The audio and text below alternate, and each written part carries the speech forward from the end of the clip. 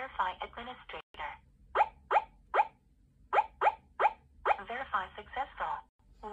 User manage. 2. Remote manage. 3. System setting. 4. 1.